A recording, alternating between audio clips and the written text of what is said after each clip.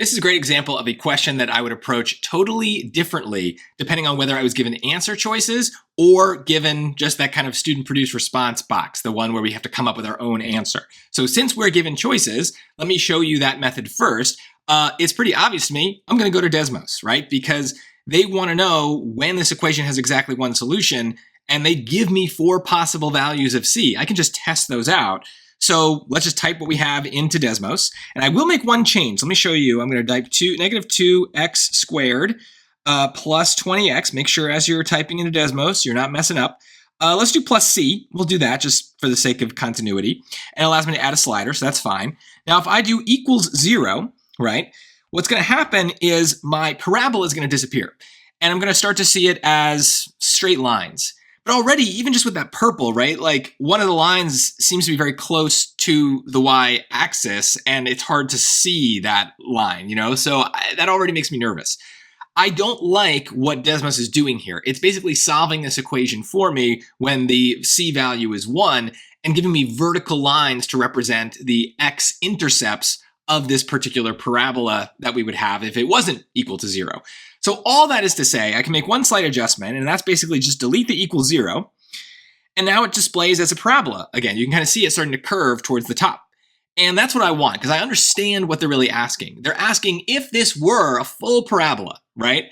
The 0 would be where the y goes, right? This would be equal to y, and when y is 0, that's the x-intercepts. That's the thing we mostly want for parabolas. So I would rather see those exact x-intercepts, because then when they ask me for exactly 1, I don't have to worry about like, did I zoom out enough? Am I missing a line? Are the lines really close together or are they far apart? Like, I can just see the full parabola and see exactly when it is touching the x-axis.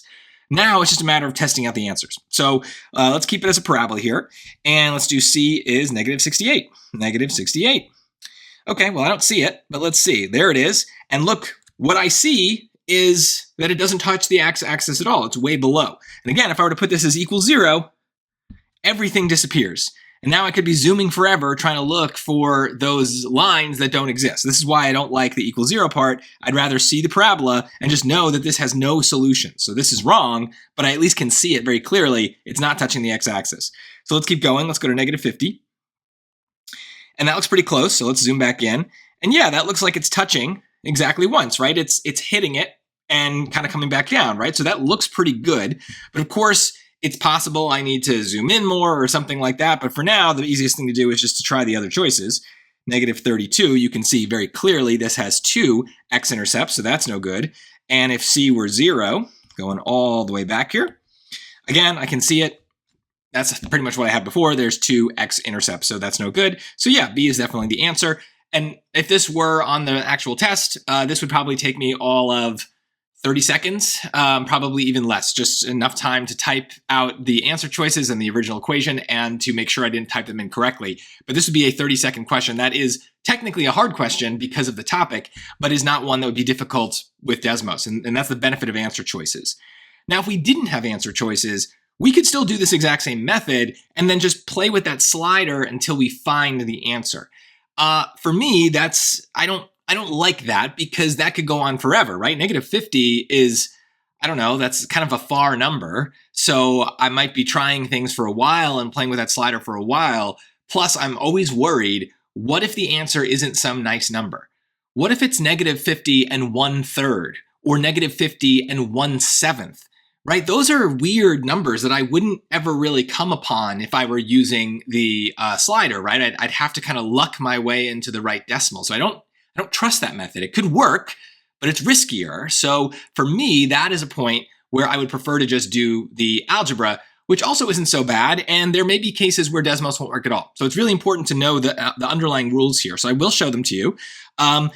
Basically, what we have to recognize is when you're talking about the number of solutions for a quadratic equation, we are going to probably be using the discriminant, b squared minus 4ac. That is part of the quadratic formula, and that tells us the number of solutions based on what that is equal to. And in this case, since they tell us we need to have exactly one solution, I know that this has to equal 0. If we had two solutions, then it would be greater than 0. And if we had no solutions, then the discriminant would be less than 0. This is something you're supposed to memorize because of the work you do in Algebra 2 class in school. But if not, I do have a lesson on the discriminant and the number of solutions for x squareds. Highly recommend that. But now all we have to do is plug points into equations. So we have our a, b, and luckily our c is c. So we're just going to plug in that and solve. So b squared is going to be 20 squared minus 4 times a is -2 and c is c. So at this point, you could also go to Desmos if you really wanted, but let's just keep it going. So 20 squared is 400 plus 8c is equal to 0. So solve for c, minus 400 minus 400. 8c is -400. Divide by 8, divide by 8. C, 8 goes into 40 5 times with another 0, and there it is. C is -50, exactly what we got. So even the algebra here is not so bad if you know the stuff that you're supposed to know. If you've memorized it, then you should be good. But if you haven't memorized it, then I guess, yeah, Desmos will still save you, but it won't always work for these kinds of questions, or at least it won't always work efficiently or effectively. So I really recommend memorizing this discriminant thing and having that down. I would pretty much get a bet that you are going to get at least one of these questions, these discriminant-based questions on your SAT. It is a very popular topic, so you'll probably get one of them. And again, sometimes Desmos will solve it for you. Other times you're going to need to do it the long way, the more traditional way. So if you really want to guarantee that question every single time, you got to know both ways so that you're prepared no matter what way they give it to you.